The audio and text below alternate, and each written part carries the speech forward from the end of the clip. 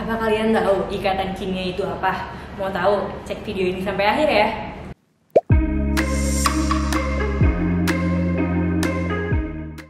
Assalamualaikum warahmatullahi wabarakatuh.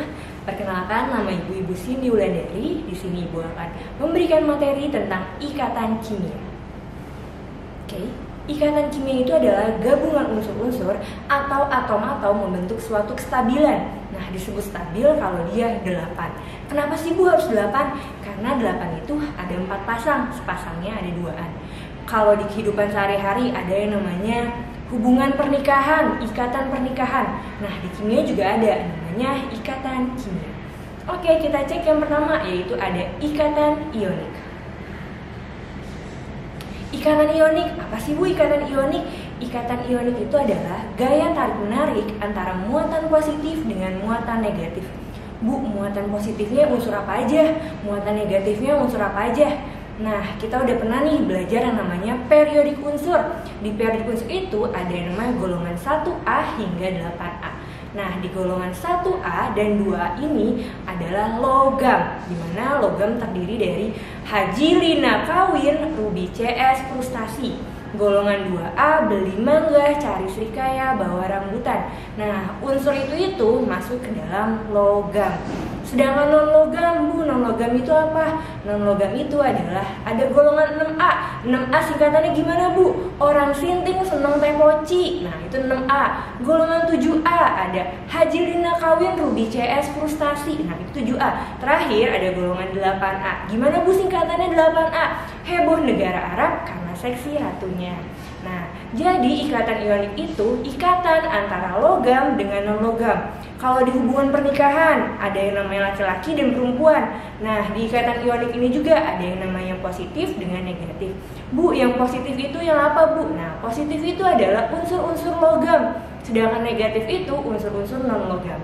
Kita masuk ke contohnya. Oke, contoh yang pertama yaitu ada NaCl. Kalau udah ada contoh, kita harus cari tahu dulu nih konfigurasi elektronnya. Na, nomor atom Na adalah 11. Konfigurasi elektronnya udah pasti. Yang pertama 2, yang keduanya 8. 2 tambah 8 berapa? 10. Oke, sisanya berapa? 1. Berarti konfigurasi elektron dia adalah belakangnya 1. 1 untuk jadi stabil itu harus 8. Kurangnya berapa? 7. Oke, kurangnya kebanyakan 7. Lebih baik dia melepas 1 elektron apa mencari 7 elektron? Oke, lebih baik melepas. Karena dia melepas maka tandanya plus. Karena dia mau melepasnya 1 makanya plus 1. Cl-nya, nomor atom Cl berapa? 17. Berarti konfigurasinya 2, 8. 2 tambah 8 berapa? 10. Berarti sisanya yang terakhir adalah 7. 7 untuk jadi stabil kurang berapa? Karena stabil harus 8, berarti dia kurang 1. Karena kurang 1, lebih baik dia melepas 7 apa mencari 1? Benar, lebih baik mencari 1. Karena dia mau mencari, makanya tandanya negatif. Negatif 1. Oke, yang Na mau memberi 1, yang Cl mau menerima 1. Udah match? Oke, mereka udah match. Jadi nama pasangannya adalah NaCl, di mana Na-nya positif, Cl-nya negatif. Jadilah ikatan kimia ionik NaCl. Yang kedua.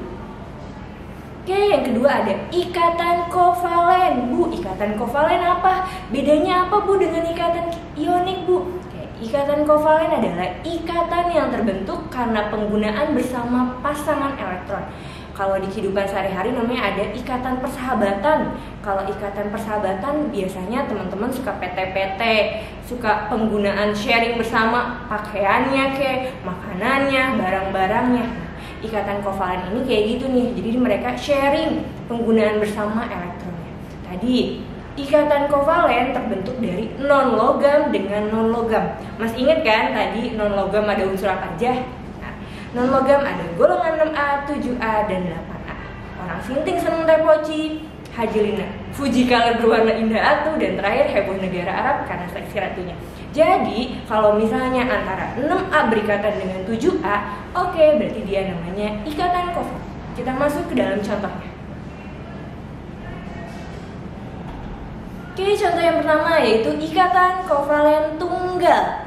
atau sepasang elektron. Contohnya yaitu unsur H dengan unsur H. Tadi H itu masuk ke dalam non-logam. H itu nomor atomnya 1. Ketika nomor atomnya 1, berarti dia akan memberikan elektronnya 1. Karena H dengan H, makanya H-nya ngasih 1, yang satu lagi H-nya kasih 1. Berarti elektronnya digunakan bersama-sama. Itu namanya sepasang elektron tunggal. Oke, berikutnya ada O2.